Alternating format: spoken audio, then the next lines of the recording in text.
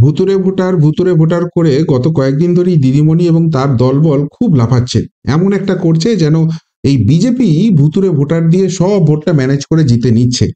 আর এই লাফাতে এর আগেই নির্বাচন কমিশন জানিয়ে দিয়েছিল যে দিদিমণির দলের যে দাবিটা আছে যে ভোটার কার্ডের নাম্বার ইউনিক করতে হবে সেটাই করা হবে। কিন্তু এবারে যে কাণ্ডটি নির্বাচন কমিশন করে দিল সেটা থেকে একটা কথাই বলতে হচ্ছে, ছি ছি রে ননি, ছি কি হাল হলো তোর। ভোটার কার্ডের সঙ্গে লিঙ্ক করাতে হবে আধার নাম্বার, নির্দেশ দিয়ে দিল নির্বাচন কমিশন। শুধু একটাই নির্দেশ নয়, চারখানা মারাত্মক নির্দেশ দিয়েছে এবং এক এক করে আসছে সেই নির্দেশগুলো। এতে একদম রীতিমতো হাওয়া টাইট হয়ে যাবে। যে ভুতুড়ে কাণ্ড বলা হচ্ছে, ভুতুড়ে ভোটার বলা হচ্ছে, ওই আমরা দেখি মৃত সঙ্গীত শিল্পী আকাশ থেকে নেমে টেমে এসে ভোট দিয়ে চলে যান শাসক দলের হয়ে। তো সেই সমস্ত কিছু মোটামুটি এবার বন্ধ হয়ে যাবে, যেভাবে আঁটঘাট বেঁধে নামাচ্ছে। এবং সব থেকে বড় কথা এই প্রসঙ্গে যেটা হচ্ছে, কিছুদিন আগে থেকেই মাননীয় বিরোধী দলনেতা শুভেন্দু অধিকারী তিনি একটা কথা বলতে শুরু করেছেন যে এবারে ভোট দিতে হলে বায়োমেট্রিক যে ভেরিফিকেশন আছে সেই ভেরিফিকেশনটা করে তবে ভোট দেওয়া যাবে। সেই কাজটা নির্বাচন কমিশন শুধু করুক, বাকি পশ্চিমবঙ্গ এমনি বুঝে নেব। এই কথাটা কিন্তু গত কয়েকদিন ধরেই বলছিলেন এবং আপনাদের নিশ্চিতভাবে মনে থাকবে এই কথাটা আমি বারবারই বলে থাকি যে শুভেন্দুবাবু একবার বলেছিলেন যে 2026-এর যে নির্বাচন হবে সেই নির্বাচন পদ্ধতি ঘিরে 19টা পয়েন্ট তার আছে, যে 19টা পয়েন্ট তিনি তার মতো করে তৈরি করেছেন। অলরেডি দিল্লিতে তার যে কেন্দ্রীয় নেতৃত্ব আছেন তার সঙ্গে কথা বলে এসছেন এবং তাদের অনুমতি নিয়ে ইতিমধ্যেই বিভিন্ন জায়গায় যে জায়গায় যাওয়ার কথা সেগুলো তিনি করে এসছেন।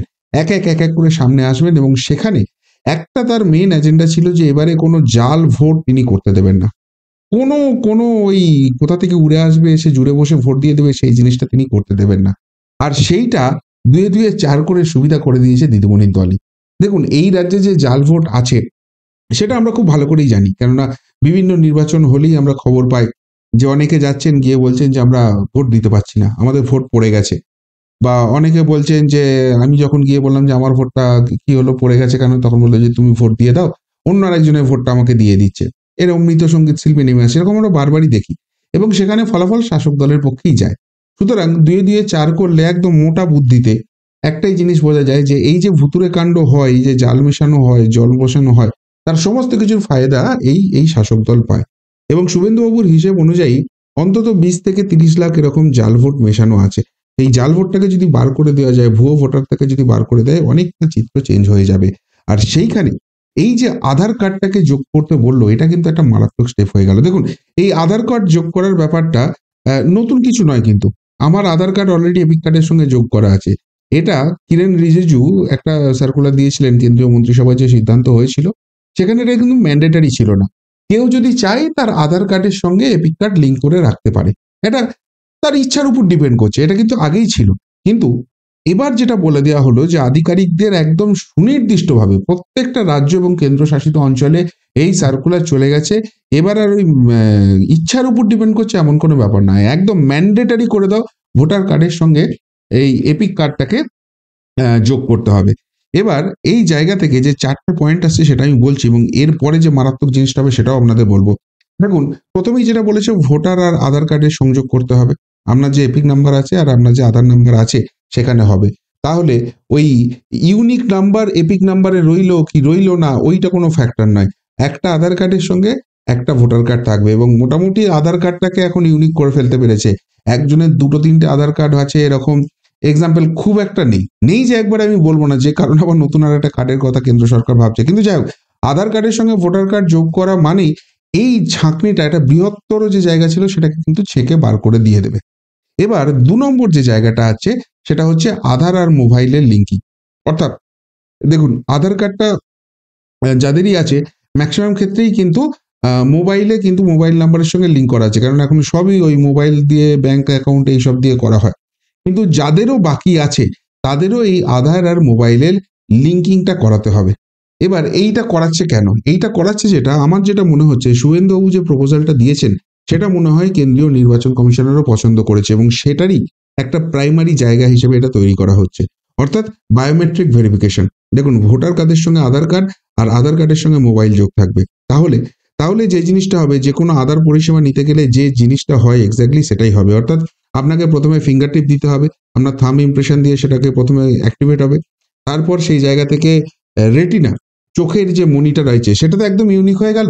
সেই জায়গাটায় মানে অনেক জায়গাতে আবার দেখবেন ভোটের সময় হয় না যে ফিঙ্গারপ্রিন্টার, ওই একটা কি ক্যাপের মতো পাওয়া যায়, সেইটা পরে এসে সেখানেও করতে পারে, শুধু ফিঙ্গারপ্রিন্ট নয়, ফিঙ্গারপ্রিন্টের সঙ্গে রেটিনা, রেটিনাটা ইউনিক, ওটা কিছুতেই কিছু করতে পারবে না। এই দুটো যখনই ভেরিফিকেশন হয়ে গেল, এবার আপনার মোবাইলে আপনার ইয়েটা চলে যাবে, ওটিপিটা চলে যাবে। সেইটা যখনই ওটিপিটা দেবেন তখন এই ভোট অ্যাক্টিভেট হবে এবং সেই জায়গা থেকে ভোট দেওয়া যাবে। এরকম একটা সিস্টেম হতে পারে, কেননা যখনই এটা যদি আধার কর্তৃপক্ষ বলতো যে আধার আর মোবাইলের লিঙ্কিং আমাকে করতেই হবে, তাহলে আমরা ভাবতাম তারা অন্য কিছু একটা কিছু প্ল্যানিং করছে। কিন্তু নির্বাচন কমিশন সার্কুলার দিচ্ছে, সেখানে বলছে ভোটার আর আধার কার্ড সংযোগ করো, আর আধার আর মোবাইলের 100% লিঙ্কিং করে দাও, যেটুকুনি যা বাকি আছে কোথাও কিছু বাদ রেখো না। তো সেই জন্যই এটা আমার মনে হচ্ছে, হবে কি হবে না জানি না, কিন্তু আমার মনে হচ্ছে কোথাও ভেরিফিকেশন প্রসেসটা হবে এবং সেই জায়গা থেকে জাল ভোটার কিন্তু বেরিয়ে যাবে। 3 নম্বর যে পয়েন্টটা হচ্ছে সেটাও কিন্তু খুব গুরুত্বপূর্ণ হবে। দেখুন, বিভিন্ন সময়ে যেটা অভিযোগ ওঠে সেটা হচ্ছে যে যারা বিরোধী ভোটার তাদের নামটা ইচ্ছা করে শাসক কেটে দেয়, এদের বিয়ে হয়ে গেছে, এরা এখানে ভোট দেয় না, এরা এখান থেকে চলে গেছে, এরা মরে গেছে, এই করে শাসকের সংগঠন অনেক শক্তপোক্ত রয়েছে এবং যারা অফিসার আছে তারাও গিয়ে সেখানে সব তাদের হয়েই কাজ করে, এমন অভিযোগ বিরোধীরা তোলে। ফলে 18 বছর বয়স হয়েছে, নাম তোলেনি, আবার মানে তার নাম আছে সেখান থেকে ভোটার কার্ড থেকে কেটে দিচ্ছে। এবার বাড়ি বাড়ি গিয়ে এই আধিকারিকদের সমীক্ষা করতে হবে, করে তাদের এটা করতে হবে। মানে এটা এই পার্টির নেতারা এলো, পার্টির ছেলেরা এলো, এসে বলছে এই তোমার নাম উঠেছে, এবার এবার তো তোমার 18 বছর হচ্ছে, তোমার নাম তুলবো, ওইসব কোনো ব্যাপার না। 18 বছর বয়স হয়ে গেছে, জীবিত সেইখানে আছে। এবার নির্বাচন কমিশনের যারা আধিকারিক আছে তারা বাড়ি বাড়ি গিয়ে সমীক্ষা করবে এরকম কারুর নাম বাদ আছে কিনা, কারুর নাম ভোটার তালিকায় উঠেছে কি ওঠেনি। আর ভোটার তালিকায় উঠতে গেলেই যে এপিক নাম্বার হবে তার সঙ্গে তো আধার নাম্বারটা দিতে হবে, ও প্রথম থেকে ওটা লিঙ্কিং হয়ে যাবে। আর যাদের এপিক নাম্বার অলরেডি আছে তাদের এই এপিক এর সঙ্গে আধারটা এবার যোগ হবে। ফলে ওই বিরোধী ভোট দেয় বলে নাম কেটে দেওয়ার যে গ্যাপ সেটাও কিন্তু চলে যাবে। এবং বাড়ি বাড়ি গিয়ে যখন সমীক্ষাটা নির্বাচন কমিশন করছে, তাহলে সেখানে আরেকটা তথ্য উঠে আসবে যে এই বাড়ি থেকে আমার সাপোজ 17টা ভোট দেখাচ্ছে, 17 জন মেম্বারই কি আছে, দিন তাদের এক এক করে আধারগুলো দিন, এক এক করে এপিকগুলো দিন। এপিকের সঙ্গে আধারটা তো ম্যাচ করতে হবে। ওই যে দেখছি একজনের নাম এখানেও রয়েছে, অন্য জায়গাতেও রয়েছে, একটা আধার কার্ড লিঙ্ক হলেই যে কোনো একটা জায়গা থেকে কেটে বেরিয়ে যাবে। এবার আধার কার্ডের অ্যাড্রেসের উপর বেস করেই সেই ভেরিফিকেশনটা হয়ে যাবে। আবার একজনের মানে একই নাম, বাবার নাম একই ইউজ করা হচ্ছে, একাধিক জায়গায় তৈরি করে দেওয়া হচ্ছে, ভুয়ো ভোটার যেগুলো তৈরি করা হচ্ছে, সেই সমস্ত কিছু কিন্তু যেন এবার বন্ধ হয়ে যাবে, সেই ইঙ্গিতটা আসছে। এবং এই ভেরিফিকেশনটা বাড়ি বাড়ি গিয়ে আধিকারিকরা করবে। এবার একটা প্রশ্ন মনের মধ্যে আসছে, যেটা আমারও প্রাইমারিলি এসেছিল, যে এই যে আধিকারিকরা গিয়ে কাজটা করবে বলা হচ্ছে, এই আধিকারিকরা বেসিক্যালি তারা তো হচ্ছে যে সরকারি কর্মী। এবার এরা শাসক দলের অনুগতই কেউ হবে কিনা, যেটা বারবারই বিজেপি বা বিরোধীরা এখানে অভিযোগ করে থাকে, তাহলে বাড়ি বাড়ি গিয়ে সমীক্ষা করেও সেই জায়গাটা তুলবে। আমার মনে হয় নির্বাচন কমিশন যখন এত খেটে খুঁটে ব্যাপারটা করার চেষ্টা করছে, এত ডিপে গিয়ে করার চেষ্টা করছে, নিশ্চয়ই একটা অনলাইন সিস্টেমও থাকবে এবং সেখানে যে আমার এই সময় থেকে এই সময়ে এই অঞ্চলে হবে, আমার বাড়িতে এসে আমার ভেরিফিকেশনটা করে দিয়ে যায়নি, এই অভিযোগ জানানোর জায়গা থাকবে। সংশ্লিষ্ট আধিকারিককে তখন কিন্তু তার হায়ার অথরিটি ডেকে পাঠাবে, পুরো রিপোর্ট পাঠাতে হবে, এরকম একটা সিস্টেম হবে। মানে পুরো ব্যাপারটা এখনো ক্লিয়ার আসছে না, কিন্তু যেটুকুনি সার্কুলার সেন্ট্রাল ইলেকশন কমিশনের তরফ থেকে এসেছে এবং যেরকম স্ট্রিক্টলি এই জায়গাটা বলা হচ্ছে, যেটা আগে ইচ্ছা অনুসারে করা যেত সেটাকে ম্যান্ডেটরি স্টেপ করে দেওয়া হচ্ছে, তাতে আমার মনে হচ্ছে যে এই দিকেই পুরো ব্যাপারটা এগোচ্ছে। এবার দেখুন, আমি আগেই বলেছিলাম যে এটা তৃণমূল নিজের ফাঁদে নিজেই পড়ে গেছে। কেন? কেননা এতদিন অবধি এই জাল ভোটার, ভুয়ো ভোটার নিয়ে এই রাজ্যে সরব ছিল শুধুমাত্র বিজেপি। তারা লোকসভা নির্বাচনের সময় আপনাদের মনে থাকবে শুভেন্দু অধিকারী 17 লক্ষ জাল ভোটার তিনি ধরেছেন বলে পুরো সেই ফাইল ব্যাগ পত্র নিয়ে নির্বাচন কমিশনে চলে গিয়েছিলেন এবং বলেছিলেন যে এগুলোকে বাতিল করে দিতে হবে।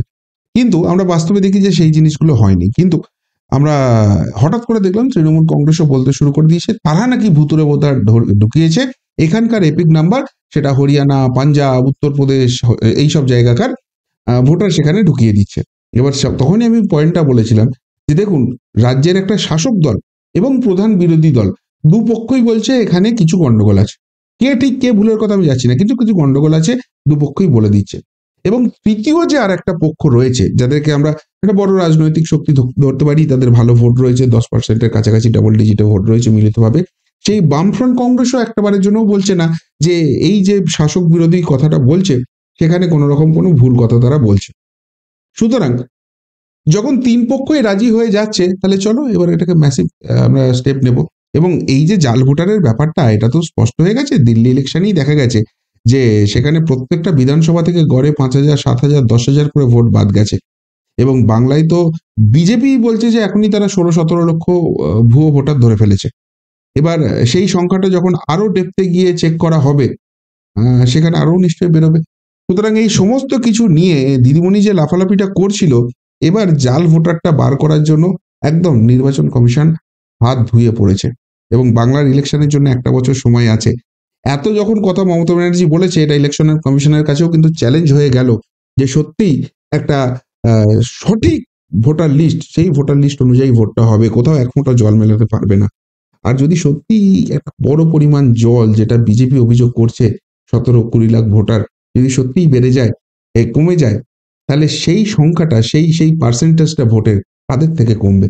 আর সেটা যদি হয় ২৬-এর ইকুয়েশন, ২৬-এর নির্বাচনে বল গড়ানোর আগেই অনেক বড় গেম কিন্তু এটা হয়ে গেল। এবং অ্যাডভান্টেজ কাদের, ডিসঅ্যাডভান্টেজ কাদের, সেটা নতুন করে বলার কোনো জায়গা নেই। আর তাই বললাম যে নির্বাচন কমিশন এই যে স্টেপটা করেছে, এটা কিন্তু সত্যি সত্যিই ওয়েলকাম স্টেপ। এবার আধার কার্ড, ভোটার কার্ডের লিঙ্কিংটা হচ্ছে এবং নেক্সট স্টেপ খুব সম্ভবত এবার ভোট দিতে গেলে বায়োমেট্রিক ভেরিফিকেশন দিয়েই করতে হবে। কোনো নাচু-পাঁচু এসে এখানে ভোট দিয়ে চলে যাবে, স্বর্গ থেকে মৃত মানুষকে নামিয়ে এনে ভোট দিয়ে দেবে কেউ, সেই জিনিসটা এবার আর চলবে না। কি বলবেন? আল্টিমেটলি এতে মমতা ব্যানার্জির কপাল পুড়ল? খেলার আগেই খেলা হয়ে গেল? নির্বাচন কমিশন কি সঠিক স্টেপটা নিয়ে নিল? নাকি এত কিছু করেও তৃণমূলকে আটকানো এই রাজ্যে সম্ভব নয়? উত্তরটা অবশ্যই কমেন্ট বক্সে কমেন্ট করে জানাবেন। এখনকার মতো এখানেই শেষ করলাম। ফেরত আসছি নতুন প্রতিবেদন নিয়ে খুব তাড়াতাড়ি। ভালো থাকবেন, সাথে থাকবেন, পাশে থাকবেন। নমস্কার।